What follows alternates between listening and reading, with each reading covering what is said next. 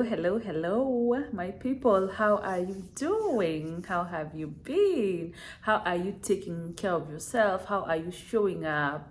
How are you really? Yeah, it's important to ask yourself that question. It's called checking in with yourself. How are you? So you ask yourself, how am I doing? How am I showing up? Anyway, hi guys, how are you doing? How have you been? It's your coach back again. And if you're new to my YouTube channel, we are all about emotional and mental wellness. My name is Muthoni Mukiri. I am a mindset coach and I am here helping women become more self-aware, master their emotions, deal with their fears, get into happier relationships, represent themselves, stand in their truth, and basically become the best versions of themselves, the best version of themselves. Yeah, so this is a question I get a lot. And I got it recently. A lady tells me, hi Muthoni, my ex keeps stalking me. My ex is always stalking me. He's always wanting me back. I know I don't want to go back to him. What do I do and how do I handle it? It's a good thing you've specified you do not want to go back. Like you've already made your mind, you're moving forward and you're facing forward.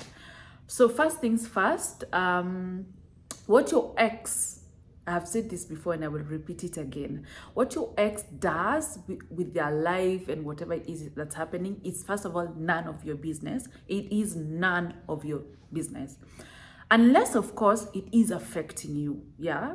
So if they're stalking you on social media, block them. If they keep opening different pseudo accounts, stop talking to them. Stop engaging them.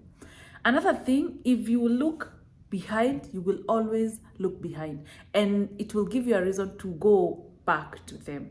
So stay focused, focus on your goals, focus on what it is you're doing with your life, move forward. If you started dating again, songa mbele na wachane na what your ex is doing or how much they're stalking you.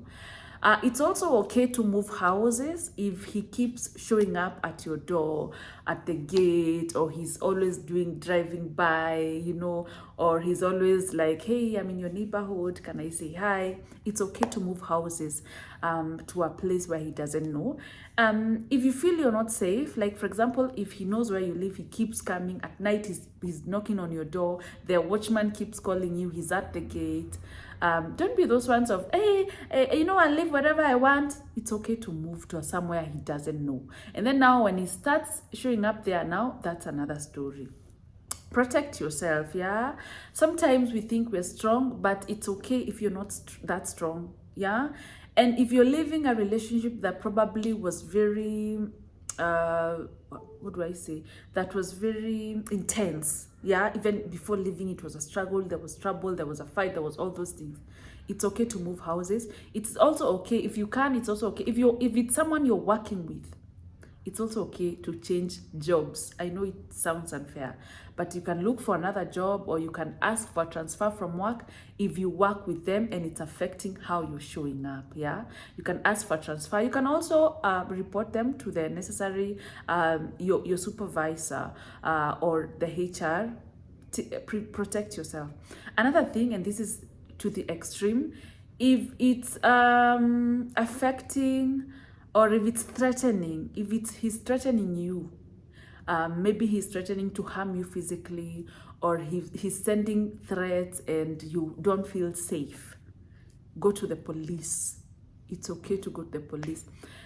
Sometimes the reason some people who've walked away from relationships find themselves even murdered by their ex-partners, or find themselves wounded, kidnapped, or going through all those in the hands of their ex-partners, is because they stayed comfortable in that zone of, but this is someone I dated, like I can't do that to them, this is someone I knew.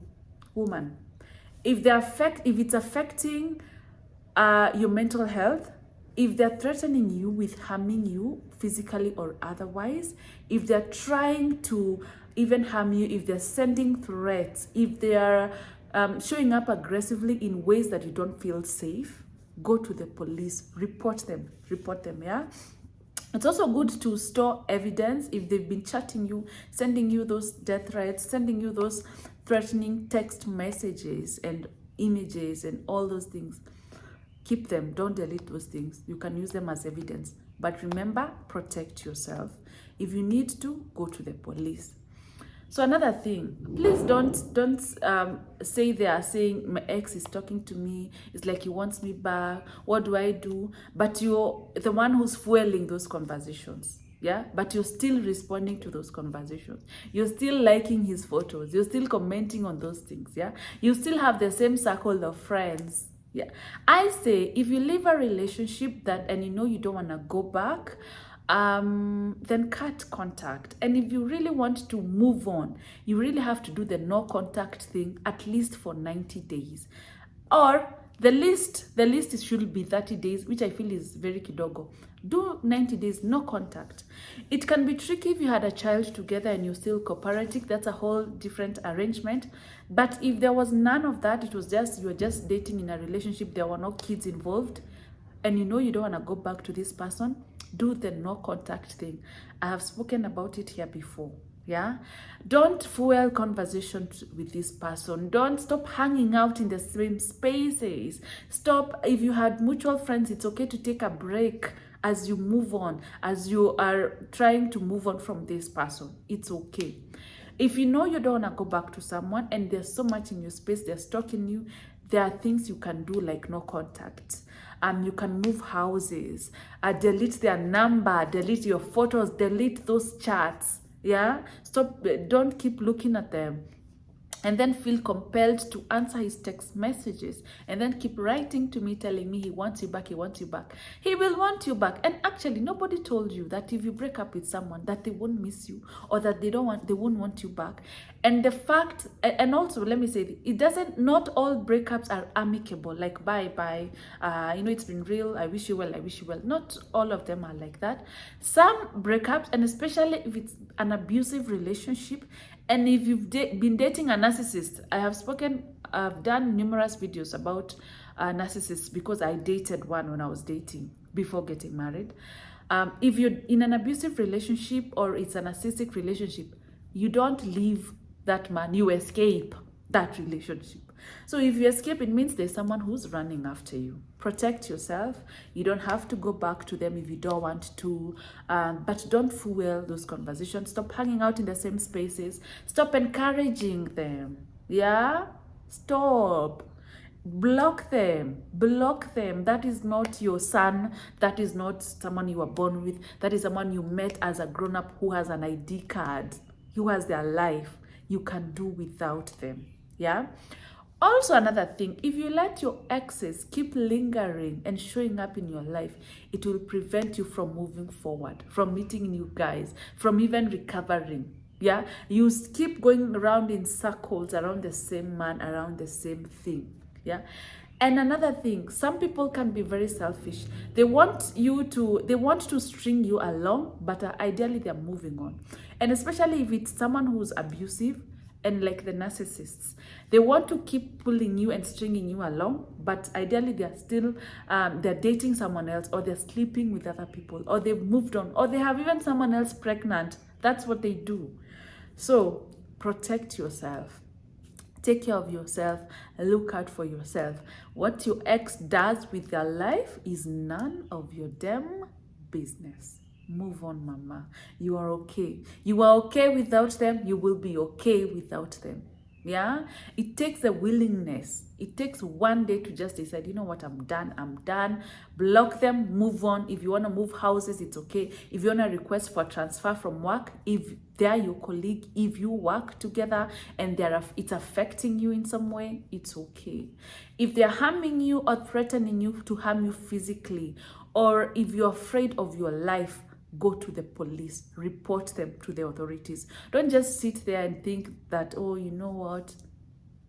And especially if they've threatened you with suicide or I will commit suicide, I loved you very much. Research has shown that partners or spouses who threaten the other person with suicide are more likely to kill the partner first before killing themselves. They're more likely to kill you first or to harm you first before harming themselves. So don't let those manipulative and blackmail statements stop you or get to you. And if you're struggling too much, one of my packages is about relationships. Reach out to me. Yeah, let's work on those issues. Let's move you forward. And if you're struggling so much even with moving forward, you can start by joining my boot camp. I have 7 days of self-love boot camp happening on 4th to 10th July. And as I said, the results of self-love are one of those things is you're able to set boundaries. So you're able to trust yourself more. You're able to choose better for yourself. So the self-love bootcamp is even a better way to start. It's only 2,000 Kenya shillings.